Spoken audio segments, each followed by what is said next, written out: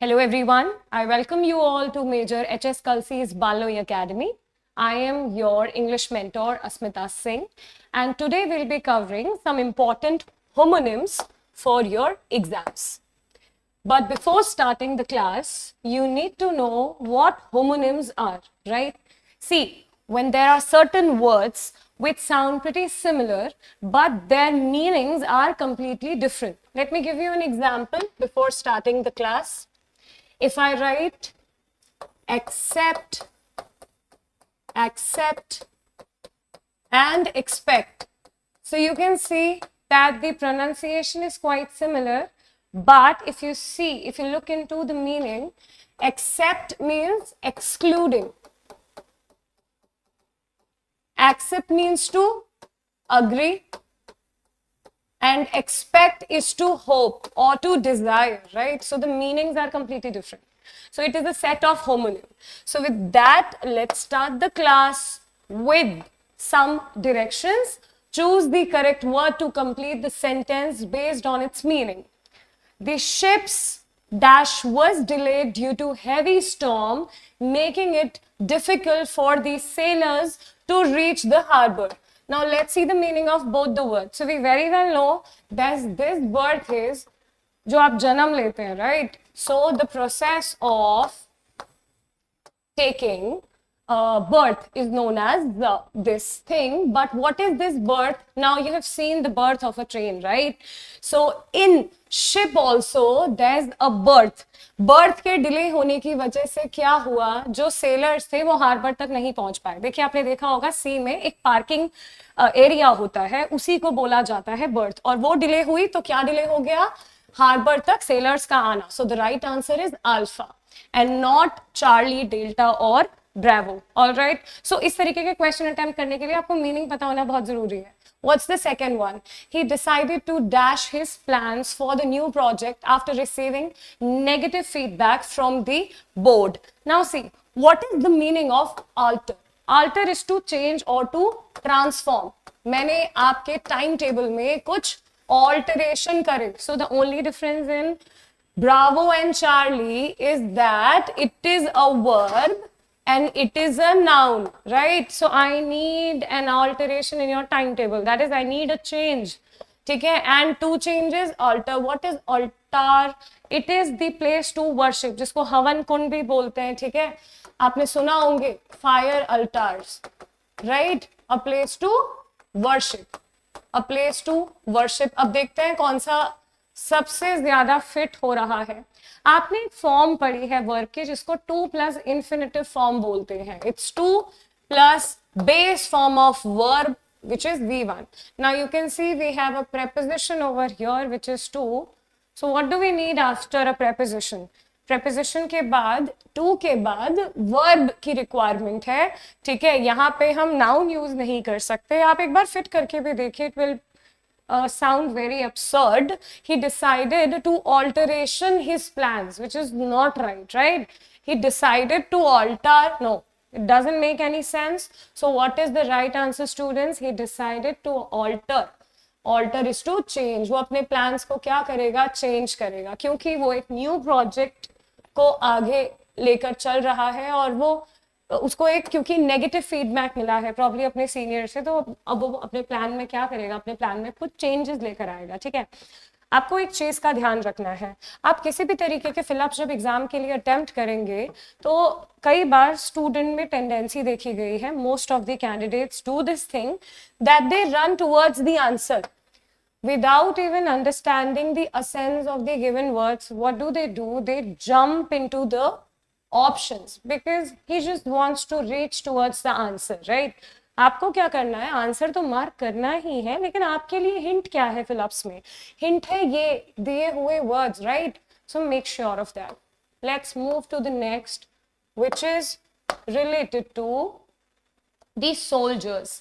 The soldiers were ordered to dash the fortress before the enemy reinforces or reinforcements arrived. ठीक है, अब ये क्या कहना चाह रहा है, जो सोल्जर्स हैं उनको क्या ऑर्डर दिया गया कि वो पहले ही कहाँ पे पहुंच जाएं, फोर्ट्रेस में. ठीक है, एनिमी के जो रीइंफोर्समेंट है उनके पहुंचने से पहले। तो अब इसमें क्या क्या लगता है, हो सकता है आपको, देखते हैं। रेज क्या होती है, आपने सुना होगा ना, सन रेज। सो रेज तो बिल्कुल भी नहीं होगा। Rice is your staple diet, right, India में। दिस इज चावल, तो ये भी यहाँ पे बिल्कुल मिसफिट है। चलिए इन दोनों में देखते हैं रेज क्या होता है। रेज इज टू इनहांस और टू इंक्रीज समथिंग, या फिर जब पालन पोषण करा जाता है बच्चों का या पेड़ पौधों का या जानवरों का, तो उसको भी रेज बोला जाता है। All right. और आपको क्या दिखाई दे रहा है ऑप्शंस में? I have put all the homonyms in the option. Why the examiner will do it? Just to make you confused. And then it's your responsibility to understand the meaning of each and every word and then put your answer accordingly.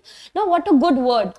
What is the meaning of raise? See, it's a verb. And the meaning of raise is to destroy or to destruct. ठीक है? To destroy or to destruct is the meaning of RAZE, raise.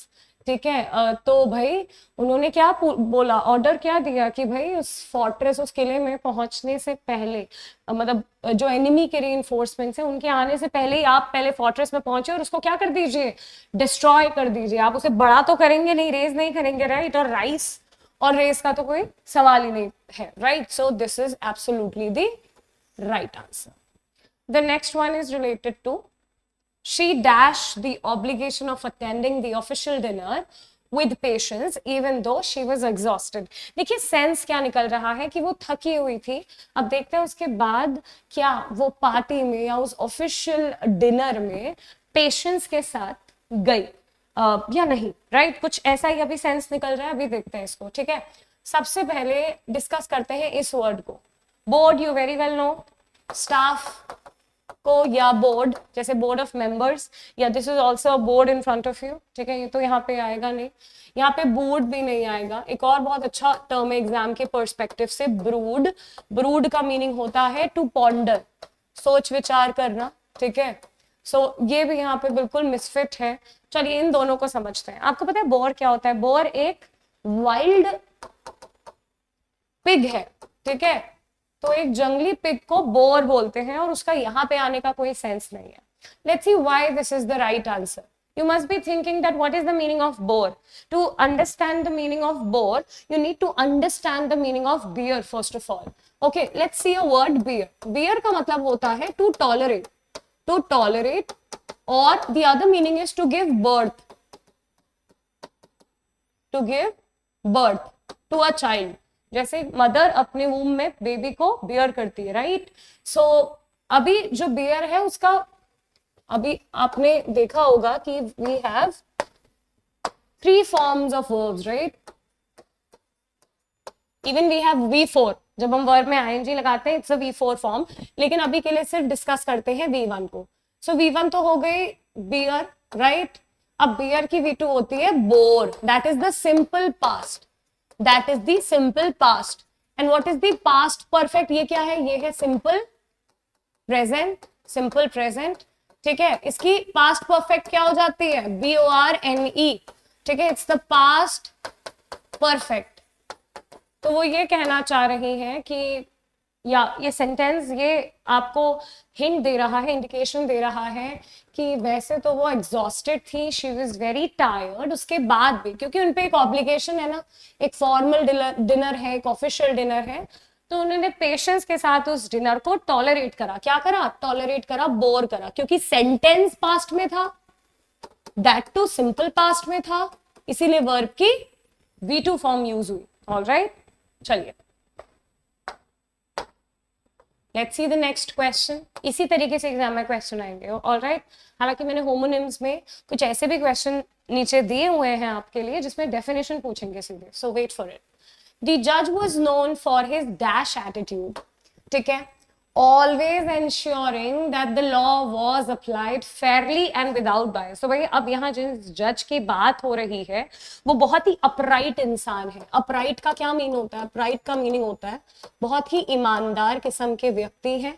ठीक है, और भाई ये basically जो decision लेते हैं वो किसी भी तरीके से बायस नहीं होते, इनका किसी भी तरफ कोई इंक्लिनेशन नहीं है, कोई झुकाव नहीं है, ठीक है, समझते हैं। अब क्या क्या हुआ, जैसे जुडिशियल का मतलब होता है related to judiciary, related to judiciary, आपके कुछ जुडिशियल कोर्ट्स बने रहते हैं, राइट।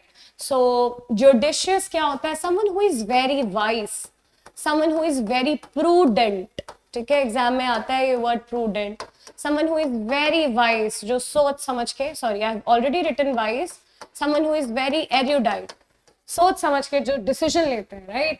सो भाई ये तो कट गया क्योंकि दो आंसर तो होंगे नहीं। क्या आपको ऐसा लग रहा है कि दोनों ही गलत है? नहीं, आपको ऐसा लग रहा होगा कि अगर कोई वाइज इंसान है, एरुडाइट है, पढ़ा लिखा है, तभी तो वो कुछ ऐसे डिसीजन लेगा जिसमें फेयरनेस होगी, right. So the right answer is judicious, ठीक है, तो इट्स अ गुड वन। आप देख रहे होंगे कि होमोनिम्स करते हुए you doing two types of question, आपको वर्ड्स विद मीनिंग्स भी, कुछ कुछ वोकैब भी मिल रही है और आपको उनको फिल कैसे करना है वो भी आप सीख रहे हैं, ठीक है। चलिए, the next is the military camp was hidden in the dense dash making it nearly invisible to enemy drones. Simple सी बात है, जब आर्मी के पर्सनल कैमोफ्लेज होते हैं या कहीं पे छुपते हैं तो वो कोई ऐसा एरिया होगा जो बहुत ही डेंसली पैक्ड होगा। आपको एक सेंस आ रहा होगा, आपके दिमाग में एक वर्ड आ रहा होगा फॉरेस्ट, राइट, लेकिन ऑप्शन में तो फॉरेस्ट दिया नहीं है, बट आपको एसेंस समझ आ रही है, आपको मीनिंग समझ आ रही है, ठीक है। तो देखते हैं कौन सा वर्ड आएगा। अब आपको इसको देख के लगेगा कि यार ये तो वो ब्रेक है ना, वो मैकेनिकल ब्रेक्स जो कि हम बेसिकली यूज करते हैं whenever we drive a vehicle, right. बिल्कुल, ब्रेक का मतलब ये होता है, ठीक है, और ये ब्रेक होता है किसी चीज को तोड़ देना, किसी चीज को डैमेज कर देना या रूल्स को ब्रेक कर देना। तो अब कंफ्यूजन तो होगी। अब कुछ स्टूडेंट्स पता है इस ऑप्शन के साथ जा सकते हैं, वो सोचेंगे कि भाई ना ब्रेक है, मैकेनिकल ब्रेक भी नहीं है और ना ही इसमें ये वाला ब्रेक का सेंस है। लेकिन let me tell you students, this is wrong. इनमें से एक आंसर है, पता है कौन सा आंसर है? ये वाला। चलिए, अब मैं एक बोटैनिकल टर्म आपको बताती हूँ, ठीक है। बोटैनिकल टर्म मतलब एक साइंटिफिक टर्म। फर्न्स और बुशेस को, मतलब बहुत ही ज्यादा डेंस झाड़ियों को या कोई ऐसा एरिया जहां पे एक बहुत ही डेंसली पैक्ड जंगल है, उसको क्या टर्म दी जाती है? ब्रेक। तो आज आपने कुछ नया सीखा है, राइट। सो उसको ब्रेक बोला जाता है। तो इसीलिए कौन सा वर्ड यहाँ पे सूटेबल है, कौन सा वर्ड यहाँ पे एप्ट है? ब्रेक, ठीक है। The minister dash to the corruption scandal in speech but the actual evidence continued to dash investigators. It's a very good question, students. All right. So इसको डिस्कस करते हैं एक बार। What is the meaning of elude and what is the meaning of elude? आपको कुछ नए शब्द दिखाई दे रहे होंगे, elude, elude and elude. ये तीनों होमोनिम्स हैं, तीनों के तीनों होमोनिम्स हैं, elude भी, elude भी और elude भी, क्योंकि they are basically having same pronunciation but their meaning is completely different, ठीक है। तो देखते हैं क्या क्या मीनिंग है। allude करने का मतलब होता है कुछ रेफर करना या फिर कुछ कोट करना, ठीक है। अगर मैंने आपको कोई बात कही या कोई बात साइट की, ठीक है, रेफर की, तो मैं कुछ allude कर रही हूँ। जैसे इसका एग्जाम्पल क्या है, जब आप कोई भी आप एक लिटरेचर की बुक उठा के देखिए या फिर आप कोई भी क्लास 4th 5th की बुक उठा के देखिए, यहाँ पे अगर स्टोरी है तो उसके लेफ्ट हैंड साइड में उस स्टोरी को अल्यूड करने के लिए, उसको रेफर करने के लिए वहां पे पिक्चर्स बनी हुई है, राइट। सो अल्यूड का मतलब रेफर करना।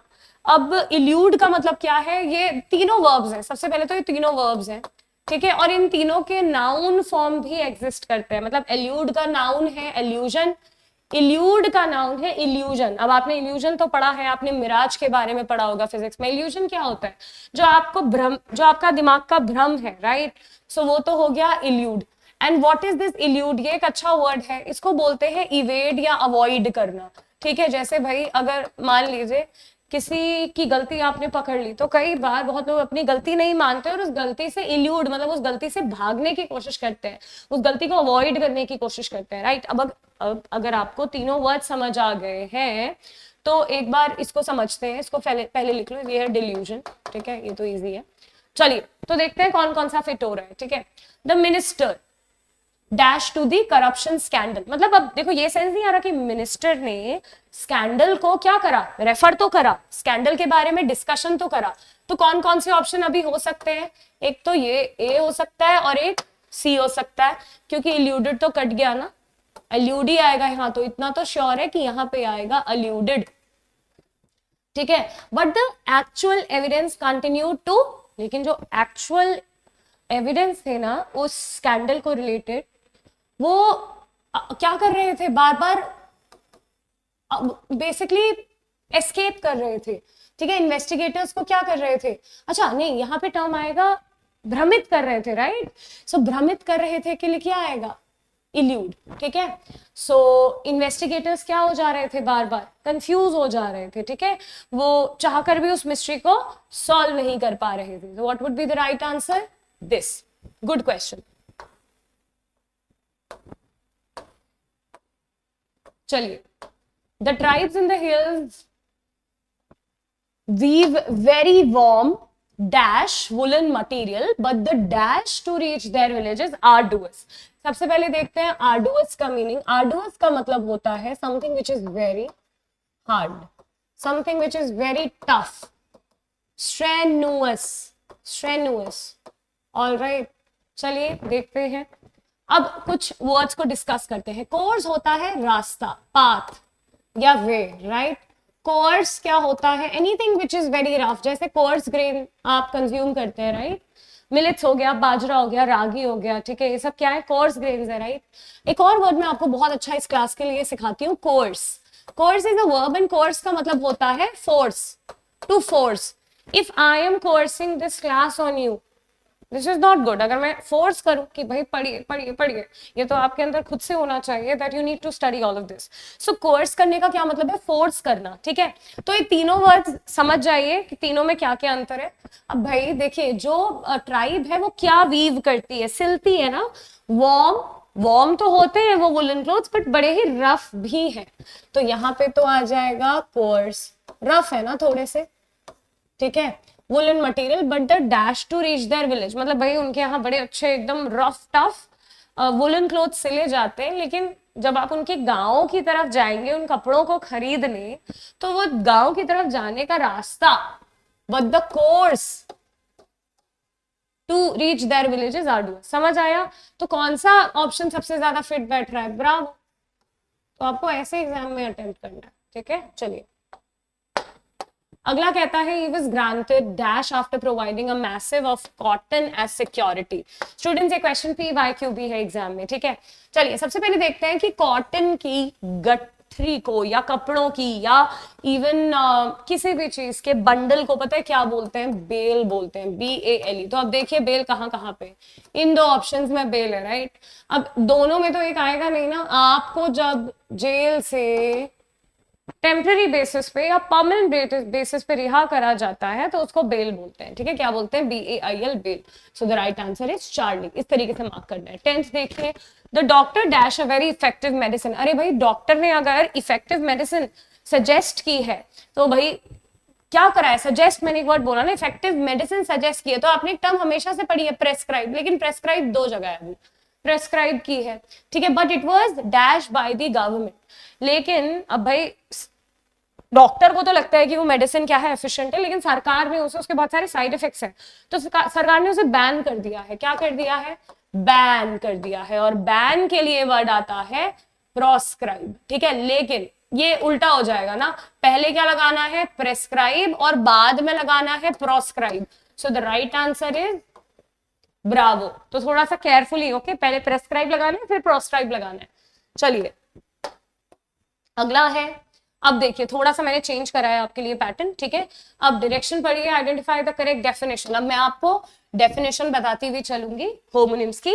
देखिए बात एक ही है, आपने ऊपर भी 10 क्वेश्चन में होमोनिम्स सीखे, यहाँ पे भी आप 10 क्वेश्चंस में या मल्टीपल क्वेश्चंस में सिर्फ होमोनिम ही सीखेंगे, लेकिन इस फाइल में ये बताया गया है कि एग्जाम में किस किस तरीके से होमोनिम्स आ सकते हैं, राइट। चलिए देखते हैं पहला क्वेश्चन। अब हमें देखना है कि कौन सी डेफिनेशन सही है कौन से वर्ड की। मैं आपको पहले ही बता दूं, एमिनेंट, एमिनेंट का मतलब होता है someone who is very profound, जो बहुत ही फेमस पर्सनालिटी होती है, ठीक है। तो तो भाई कहाँ कहाँ है फेमस, एक ही ऑप्शन में है फेमस। अब इमिनेंट का मतलब पता है क्या होता है, इमिनेंट का मतलब होता है जो खतरे की तलवार आपके गले में लटक रही है, कोई भी चीज जो होने वाली है। और अक्सर इसमें उन चीजों की बात करी जाती है जो थोड़ी सी क्या है, थ्रेटनिंग है, थोड़ा सा नेगेटिव वर्ड है, ठीक है। So anything which is about to happen, so the right answer is alpha. बाकी ऑप्शंस हमें देखने की भी जरूरत नहीं है, ठीक है। So eminent and imminent. चलिए नेक्स्ट की तरफ चलते हैं, which is question number 12। Identify the definition. Again definition देखनी है। सबसे पहले आपने सुना होगा, आप बॉलीवुड तो फॉलो करते होंगे, एक टर्म सुनी होगी आपने कि बॉलीवुड में होता है सेंसर बोर्ड। ये सेंसर बोर्ड ना सीन को कट करता है। कुछ भी ऐसे सीन्स होते हैं या कोई भी ऐसे वर्ड्स होते हैं, अब्यूजेस होते हैं, जो सेंसर बोर्ड को लगता है कि हम इसको ओपनली नहीं दिखा सकते हैं, तो वो क्या कर देते हैं, उन वर्ड्स को या उन सीन्स को कट कर देते हैं। तो सेंसर का क्या मतलब होता है, कट करना, ठीक है। तो कहां पे लिखा हुआ है, see to examine and delete objectionable matter. और सेंश्योर पता है क्या होता है, अगर मैं किसी को सेंश्योर कर रही हूं तो मैं किसी को बहुत ज्यादा क्रिटिसाइज कर रही हूं, मैं अपना डिसअप्रूवल दिखा रही हूं, मैं ब्लेम कर रही हूं किसी को। तो the right answer is bravo, to express strong disapproval and to examine. Censor का मतलब टू एग्जामिन, ठीक है। चलिए let's move to the next one which is question number 13। चलिए वेट,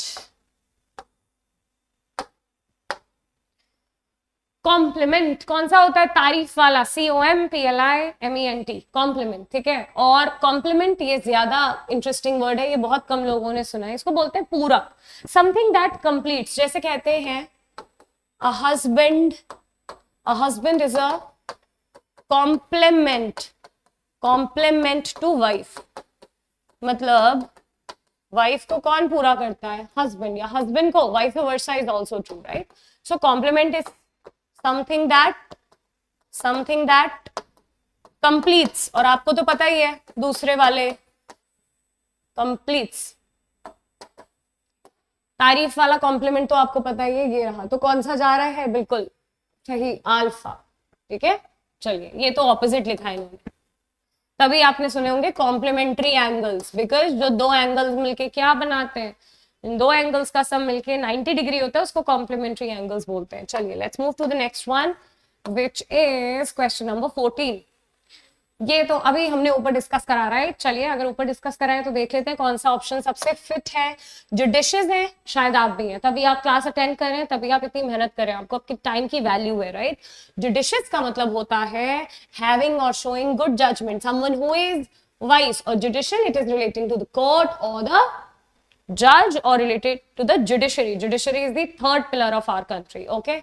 चलिए अगला, क्या आप इस एग्जाम के लिए एलिजिबल हैं। आप जिस भी एग्जाम की तैयारी करेंगे, आप सबसे पहले क्या चेक करेंगे, whether I am eligible for it और नॉट। सो एलिजिबल का मतलब होता है whether you are fit to be chosen और नॉट, ठीक है।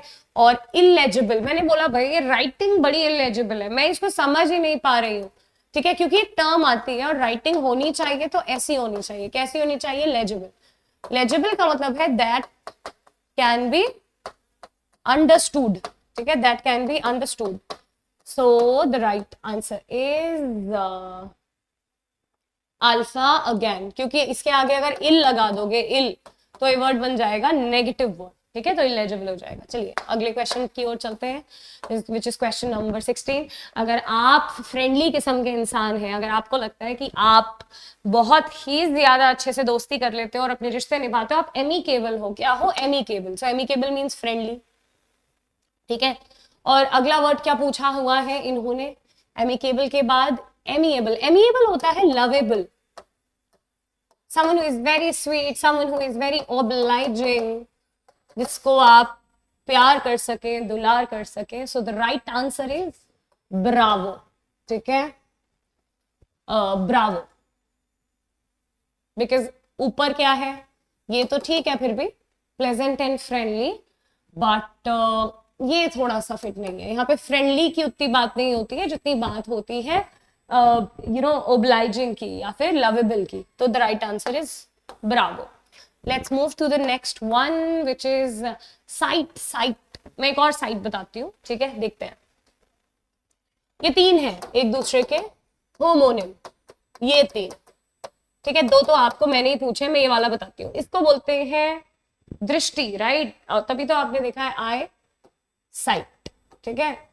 लेकिन साइट क्या होता है? जब आप घूमने जाते हैं, आप एक लोकेशन सर्च करते हैं ना, यार इस बार यहाँ घूमने जाऊंगा, गर्मी है तो हिल स्टेशन की तरफ चलो, ठीक है, और बहुत सर्दी है तो let's go to the beaches और टू सम प्लेसेस जहाँ पे इतनी ठंड नहीं पड़ती।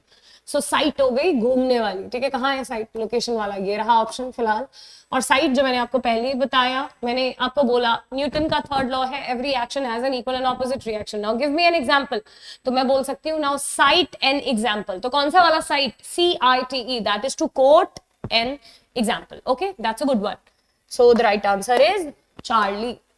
Veracity, veracity. What a good set of words, students. And you may end up getting confused between both of them because they are just having one difference, a difference of a single alphabet. One is having E, one is having O. What is veracity? What is voracity? पहले meaning समझते हैं, फिर अपनी option की तरफ जाएंगे।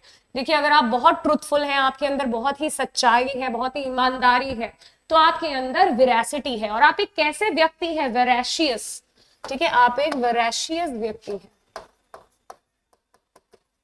और अगर आप वोरेशियस हैं, अगर आपको कोई वोरेशियस बोल रहा है तो ये कोई अच्छी बात नहीं है भाई, एक नेगेटिव वर्ड है वोरेशियस। वोरेशियस मतलब यार ये तो बड़ा ग्रीडी है।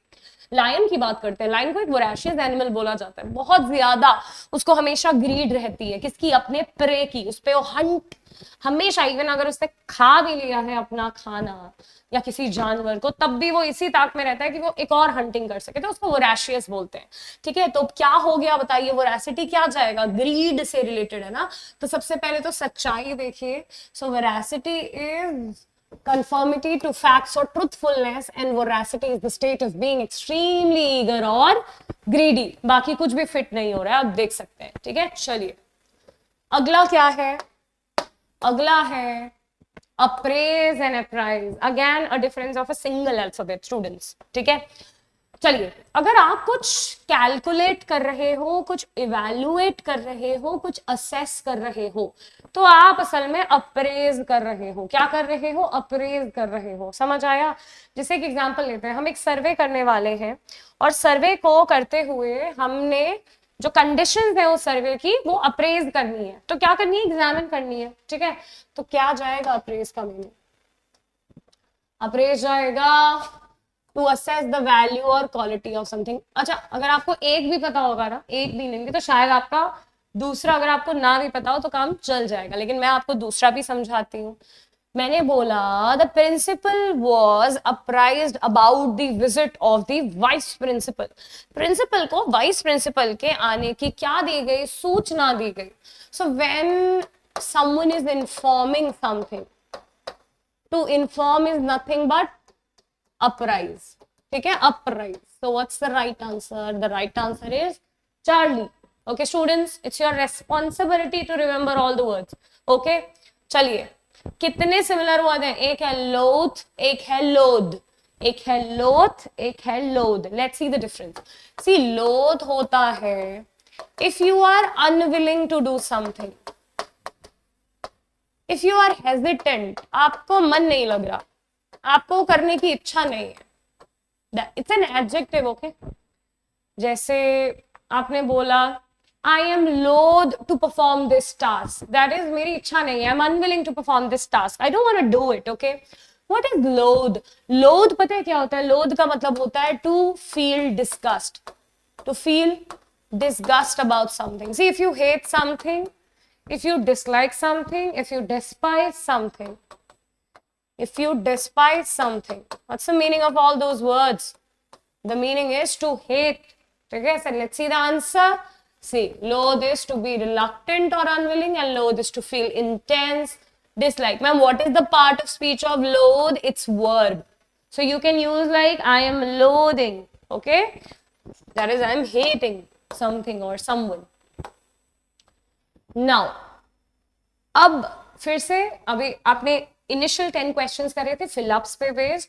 नाउ नेक्स्ट 10 क्वेश्चंस में आपने सीधे मीनिंग बताया, राइट? एग्जामिनर ने आपसे सिर्फ मीनिंग पूछा। अब क्या है? अब ये पूछ रहे हैं, इन्होंने खुद एक वर्ड दिया हुआ है और पूछ रहे हैं कि ये वर्ड सबसे ज्यादा एप्ट कहाँ है, मतलब इन चारों सेंटेंस में से सबसे ज्यादा कहाँ पे फिट है. So identify the sentence where the homonym is correctly used. चलिए देखते हैं.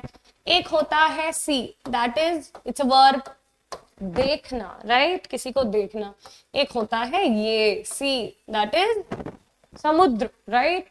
सो देखते हैं. The robber sees the money. अच्छा, एक और इन्होंने दिया हुआ है, दैट्स वेरी इंटरेस्टिंग, लेकिन गलत यूसेज करा हुआ है. Seize, what is the meaning of seize? Seize means to capture, हड़पना. ओके, ये तो गलत हो गया. The sees 3 geese in the pot. Tina sees, नहीं भाई, टीना तो देखेगी ना. Wrong. The sailor traveled the deep. Very good. This is absolutely right. Okay, Charlie. जो sailor है उन्होंने deep seas मतलब समुद्र में deep में गए. During the voyage. What is a voyage? It's a journey. That to a journey. कहाँ पे? जमीन पे? नहीं, बिल्कुल नहीं. हवा में? बिल्कुल भी नहीं. Voyage is the journey into waters. ठीक है? चलिए, waters का क्या मतलब होता है? Water मतलब होता है पानी. Waters मतलब होता है समुद्र, और सी वाटर बॉडीज को वाटर्स बोलते हैं. ठीक है, चलिए अगला देखते हैं.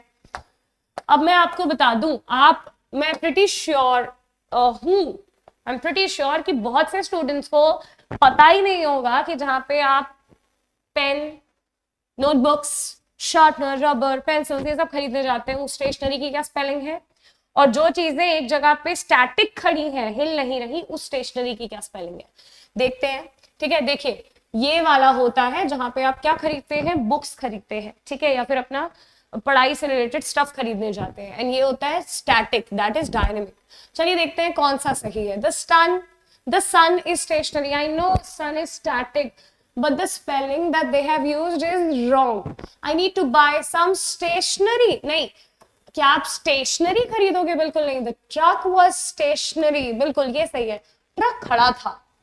ठीक है, ट्रक खड़ा था अपनी जगह पे, डायनेमिक था, सॉरी स्टैटिक था, not dynamic. Dynamic is moving. Static था जब एक गाड़ी उससे हिट कर गई. सो मैं आपके लिए लिख भी दूं meaning. This is static and this is a place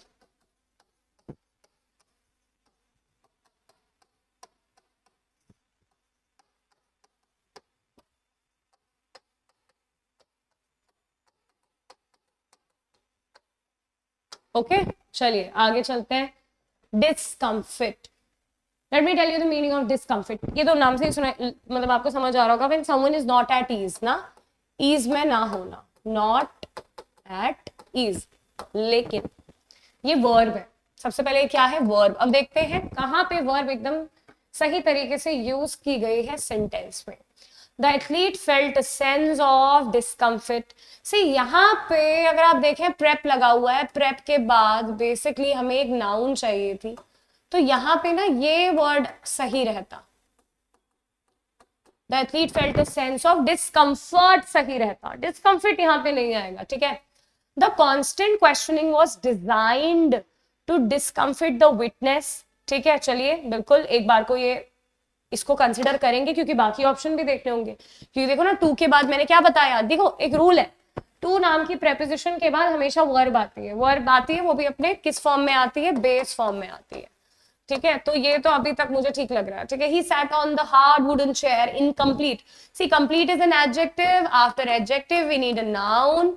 तो यहाँ पे भी क्या होता है? डिस्कम्फर्ट. ये भी गलत. और ये तो सही है ना, तो नन इज करेक्ट कैसे हो सकता है? क्योंकि ऑप्शन नंबर डी तो कह रहा है सारे गलत है. नहीं, बट ब्रावो सही है, and Bravo is the right answer. Okay, just give me a minute.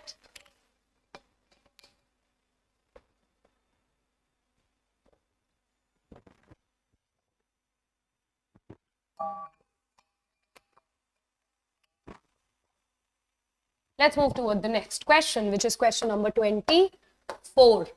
Choose the correct usage of censure. अभी आपको पढ़ाया था, जब आप किसी को क्रिटिसाइज करते हैं, जब किसी को ब्लेम करते हैं, बहुत ज्यादा डिसलाइकनेस शो करते हैं. ठीक है, देखते हैं कहाँ पे सही यूसेज हुआ है.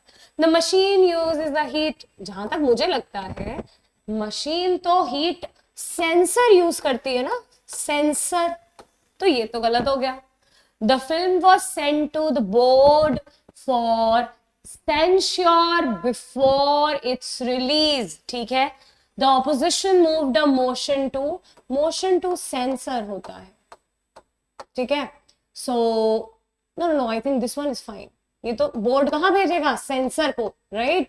बिल्कुल ये वाला सही. The opposition moved a motion to censure the minister for his remarks. मतलब अब क्या करेंगे? क्रिटिसाइज. अब उनको अपनी जो भी उन्होंने गलती की है उसकी क्या लेनी होगी? जिम्मेदारी लेनी होगी. ठीक है. So this one is perfectly fine. Charlie is right. All are correct तो नहीं होगा. Let's see the next one which is related to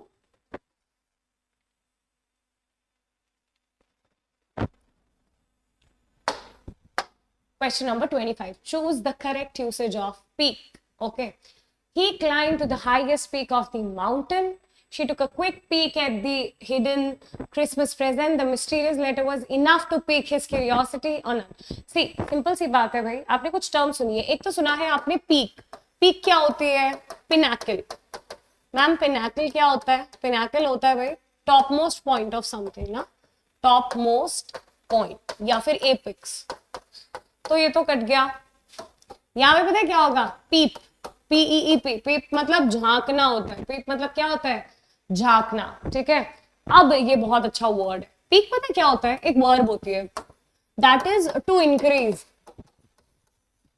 अब उस मिस्टीरियस लेटर ने, वो मिस्टीरियस लेटर काफी था उसकी क्यूरियोसिटी को पीक करने के लिए. दैट इज उसके क्यूरियोसिटी को एक चिंगारी देने के लिए या फिर जगाने के लिए. That is to arouse. ठीक है. So this is absolutely the right answer. All right.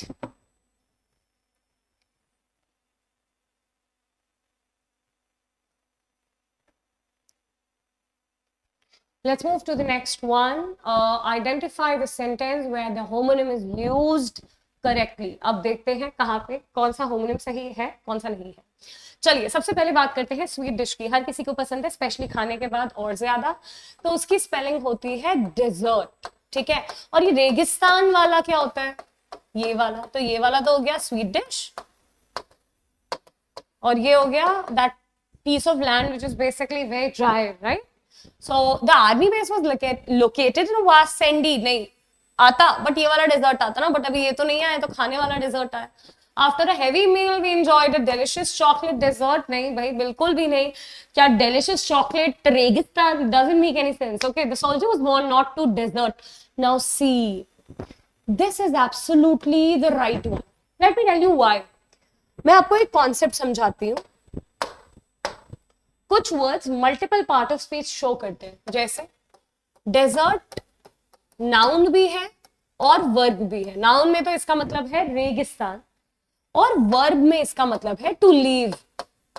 अगर एक हस्बैंड ने अपनी वाइफ को डेजर्ट कर दिया या एक वाइफ ने अपने हस्बैंड को छोड़ दिया बीच रास्ते में, एक छोड़ के चली गई, तो क्या कर दिया? डेजर्ट कर दिया. ठीक है. अब आप ही बताइए ना, कैमल कहाँ पे पाया जाता है? कैमल को ship of the sweet dish बोलते हैं. शिप ऑफ द रेगिस्तान या शिप ऑफ द डेजर्ट बोलते हैं. ठीक है. तो ये भी इनकरेक्ट हो गया. Only one is this, the only one which is right. तो सोल्जर को क्या वार्न किया कि भाई इस पोस्ट को रात में क्या कर देना? डेजर्ट कर देना, छोड़ देना. ठीक है. This one is good. Let's see the next one. Identify the sentence where the homonyms is used correctly. अब ये मैंने क्लास में कई बार समझाया. मुझे इसकी इंपॉर्टेंस बहुत ज्यादा लगती है. ये अभी सितंबर में एग्जाम्स में भी आया था. ठीक है. Last year. और मैं बताती हूँ इसको समझना कैसे है. दो वर्ड्स हैं. एक तो है प्रभाव और एक है प्रभावित करना. दोनों में क्या अंतर है? चलिए देखते हैं दोनों में क्या अंतर है. प्रभाव होता है नाउन. और मैम इनमें से नाउन कौन सा है? इनमें से है नाउन ये. कैसे? ऐसे देखिए. हार्मफुल. अब आप बताइए क्या आएगा? इफेक्ट या अफेक्ट ऑफ कोविड-19. कोविड-19 ये तो है adjective.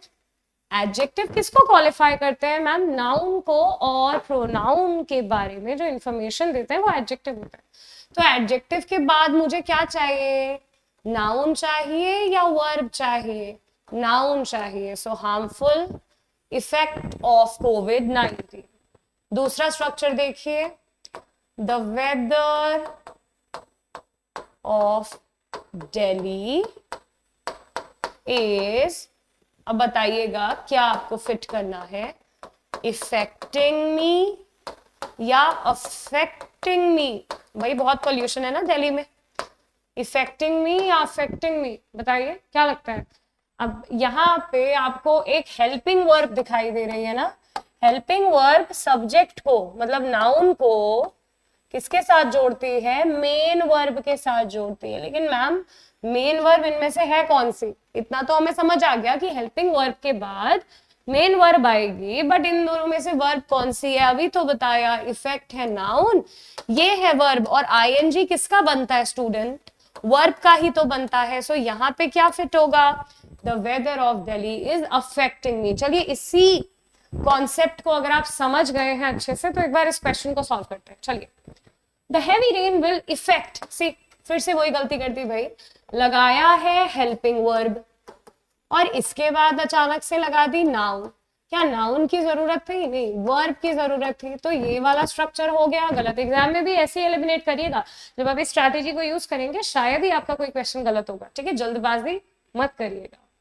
The new tax policy had positive, अच्छा ठीक है भाई, पॉजिटिव तो एक एडजेक्टिव है, तो मुझे एडजेक्टिव के बाद नाउन चाहिए था, क्योंकि अगर एडजेक्टिव लगा है तो किसी तो नाउन के लिए लगा होगा, राइट? तो भाई एडजेक्टिव के बाद नाउन चाहिए और लगा क्या है? वर्ब.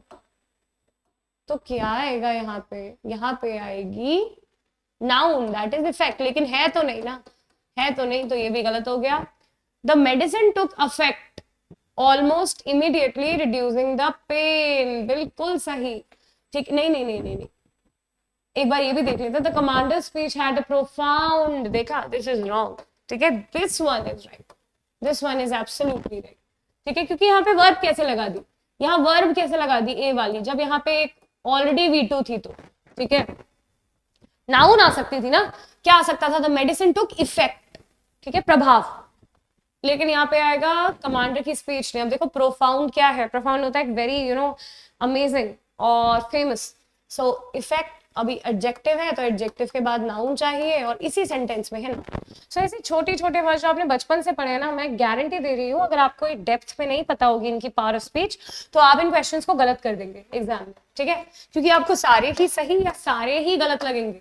यही दो कंडीशन होती है. ठीक है, चलिए.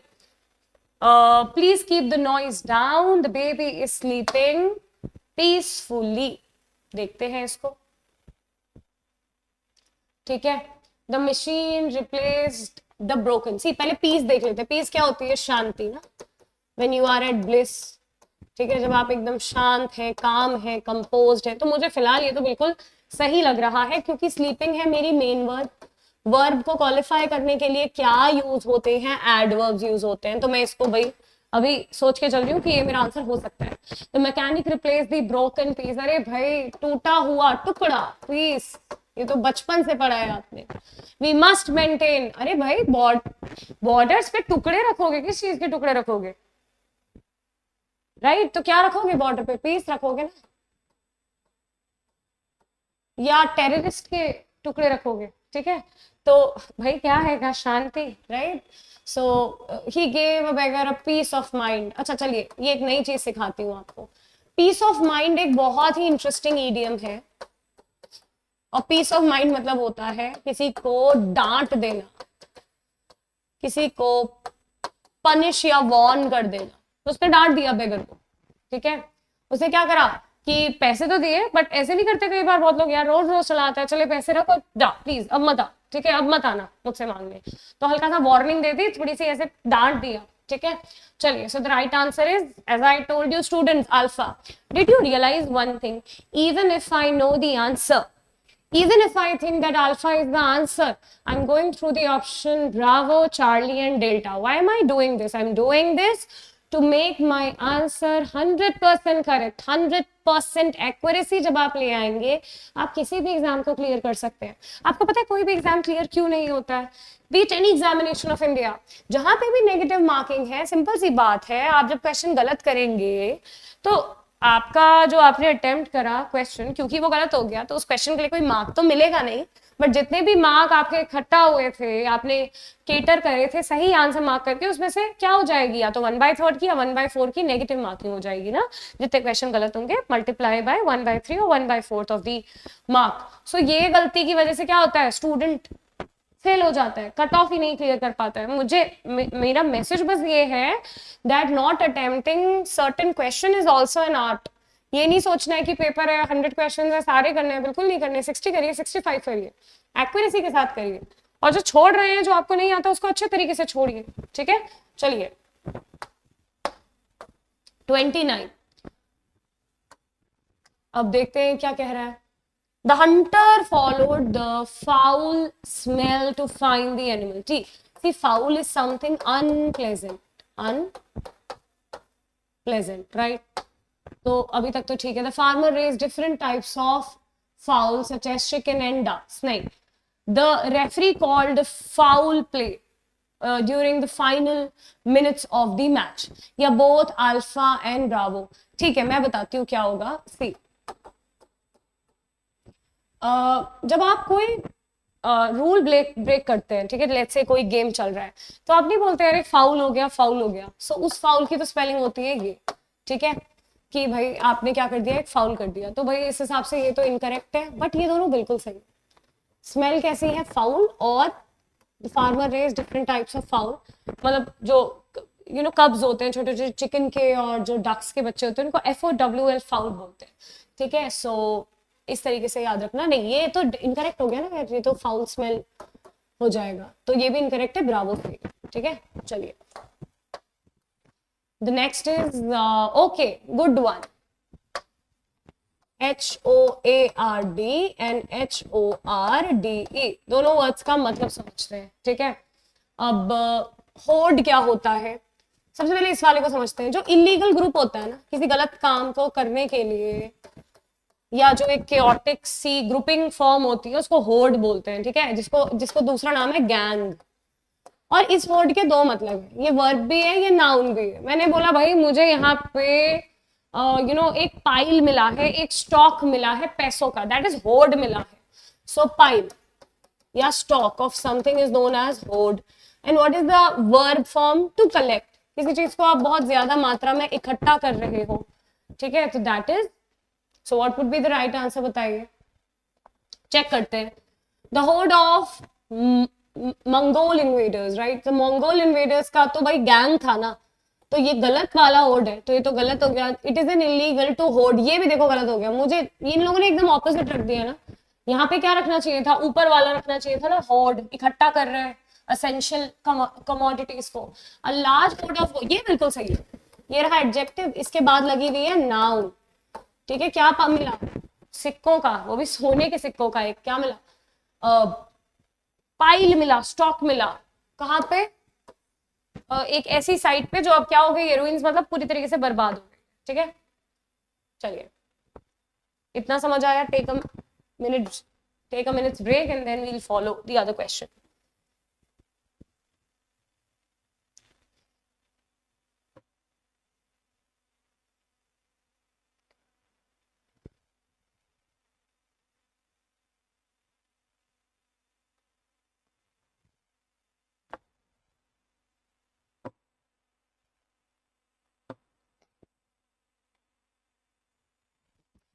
चलिए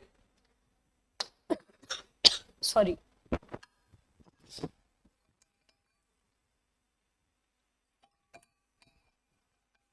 फिर से कुछ फिलअप्स है, लेकिन इनका फिर से थोड़ा सा पैटर्न चेंज करा है फॉर यू पीपल। अब ये जो जितने भी मीनिंग एक वर्ड के लिखे हैं ना, वो सारे मीनिंग सही है। कई बार पता है क्या होता है, एक single word multiple meanings hold करता है। जिस स्केल का मतलब, एक तो नापने वाली स्केल भी होती है, राइट। फिर एक स्केल का मतलब होता है जो फिश की आपने स्किन देखी होगी, जिससे वो ब्रीथ करती है, राइट। फिर एक स्केल होती है जो भाई वेइंग मशीन वाली भी होती है, right. If someone is scaling mount Everest, that is someone is climbing. अब लेकिन हमें क्या करना है, हमें पता है सारी मीनिंग सही है, लेकिन यहाँ पे कौन सा सबसे अप्रोप्रिएट है? So select the most appropriate homonym to fill in the blanks. Piano के म्यूजिकल नोट्स की ही तो बात होगी, स्केल्स की ना। पियानो में कहां से फिश की बात आ गई, कहां से वेइंग मशीन की बात आ गई, या फिर कहां से क्लाइंबिंग की बात आ गई? सो आई थिंक ये बहुत ईजी है, बहुत बहुत इंटरेस्टिंग है, ठीक है, समझते हैं। अगला क्या है? The detective begin to dash the suspects movements. ठीक है, सस्पेक्ट के मूवमेंट को डिटेक्टिव क्या करेगा, देखते हैं। ठीक है, प्लॉट कहां से आ गया भाई? एक बात बताइए, प्लॉट तो होता है पीस ऑफ लैंड ना, जैसे आप अपना घर बनाते हैं, जब ये सबके घर बने हुए होंगे, तो प्लॉट के ऊपर आप क्या बनाते हैं? प्लॉट इज जस्ट अ जमीन का टुकड़ा, a piece of land, a piece of land, and that's a noun. Okay, that's a noun. तो ये वाला तो आएगा नहीं। The detective begin to plot to make the position और ट्रैक, ये बिल्कुल सही जा रहा है। ठीक है, प्लॉटिंग वो भी होता है, अब होता है ना भाई, अब क्या प्लॉट आएगा इस ड्रामा में या इस नॉवल में, अब क्या अगला प्लॉट आएगा? नहीं।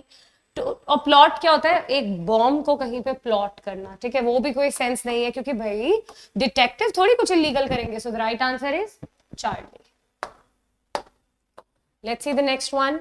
Select the most appropriate homonym, again वही करना है हमको। ठीक है, let's not read the direction bar bar. Seller की बात हो रही है, सेलिंग की बात हो रही है। देखिए, एक वर्ड होता है बूम। बूम के मल्टीपल मीनिंग है। एक तो होता है भाई कहीं पे एक बॉम्ब हो गया, एकदम फट गया, राइट, बूम की वॉइस आई। एक होता है, मैंने बोला कि पेट्रोल के और डीजल के prices are booming day by day, that is to increase. एक बूम होता है जो मेरे ख्याल से बहुत कम लोगों को पता होगा, because it's a very specific term.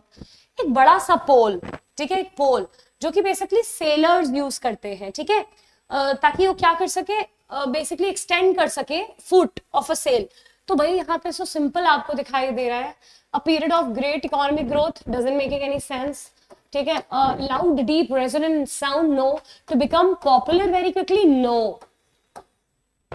A long pole used to extend the foot of a sail। ठीक है, बिल्कुल इजी है। अगला है, the factory workers were worried about the dash of the new machinery। ठीक है, चलिए देखते हैं। Case, an instance of a particular disease or condition, बिल्कुल भी नहीं। a container used to protect or store items, बिल्कुल, अभी मशीनरी की बात हो रही है, सिंपल से कंटेनर की बात हो रही है। द फैक्ट्स और आर्ग्यूमेंट्स, बिल्कुल नहीं, केस स्टडी करते हैं ना। और अ फ्रेम और causing surrounding a mechanical part, नहीं। ये हाँ बिल्कुल मशीनरी के, अब देखिए दोनों काफी क्लोज हैं। कंटेनर यूज टू प्रोटेक्ट और स्टोर आइटम्स, जैसे चश्मे का क्या होता है, केस होता है, राइट। और अ फ्रेम और casing surrounding a mechanical part, तो ये ज्यादा एप्ट नहीं है। क्यों ये ज्यादा एप्ट है? क्योंकि अभी यहाँ मशीनरी की बात हो रही है, मैकेनिकल पार्ट की बात हो रही है, तो ये ज्यादा एप्ट है। एक और चीज का ध्यान रखिएगा, ऐसा नहीं है कि ब्रावो गलत है, बट ब्रावो से ज्यादा अप्रोप्रिएट डेल्टा है, क्योंकि उसमें और स्पेसिफाई कर दिया है।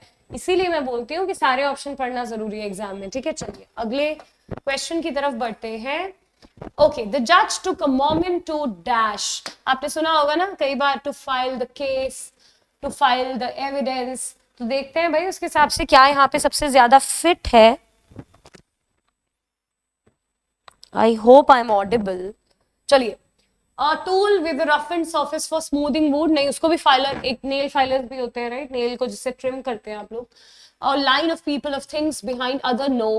To place the document in a folder to record for preservation, हाँ वैसे तो वो फाइल होती है, नाउन, लेकिन मुझे यहाँ पे अगर आप ध्यान से देखें वर्ब चाहिए, a collection of data stored, नहीं, लेकिन यहाँ पे सबसे ज्यादा तो फिट फिलहाल ये ही हो रहा है। ये नाउन भी है, ये वर्ब भी है। हम यहाँ कंप्यूटर फाइल की बात अभी नहीं कर रहे हैं। जज क्या करेगा? द जज will take a moment to file the evidence presented by the council, that is जो उसका डॉक्यूमेंट है, जो फोल्डर है, उसके थ्रू वो जजमेंट देगा। ठीक है, चलिए the next is flag. Flag के भी बहुत मीनिंग है। सबसे पहले तो the try colour, the most beautiful flag of which country? India, right? The tricolor flag. So a flag is a piece of paper, we very well know it, but देखते हैं कि कैसे यूज करना है। After marching for 10 miles, the energy of the troops began to flag। भाई कहीं से लेके कहीं तक झंडे की बात बिल्कुल तो नहीं हो रही है यहाँ पे। ठीक है, to mark an item for attention, बिल्कुल नहीं। फ्लैगिंग करना पता है क्या होता है? जैसे मैं किसी चीज को मार्क कर रही हूँ, किसी चीज को हाईलाइट कर रही हूँ, उसको भी फ्लैगिंग बोलते हैं। A flat stone used for paving is also known as flag, but यहाँ पे क्या आएगा? सी, अगर कुछ धीरे धीरे फ्लैग ऑफ हो रहा है, मतलब धीरे धीरे डिक्रीज हो रहा है, तो एनर्जी क्या हो गई? ट्रूप्स की धीरे धीरे क्या हो गए, वो वीक हो गए, थोड़े थक गए, थोड़ा सा इंथुजियाज्म भी कम हो गया, क्योंकि सिंपल सी बात है भाई, हेल्थ इज वेल्थ, राइट, तो थक गए। 37 देखिए, the commander's primary objective was to secure the bridge. अब ऑब्जेक्टिव के भी बहुत से मीनिंग्स हैं, right, not influence by personal feelings opinions, एक तो वो होता है अ गोल और a specific result that one aims to achieve, बिल्कुल यही सेंस है। Relating to the case of a noun pronoun use an object, जिसमें एक सब्जेक्ट होता है और एक ऑब्जेक्ट होता है, वो वाला तो बिल्कुल नहीं है।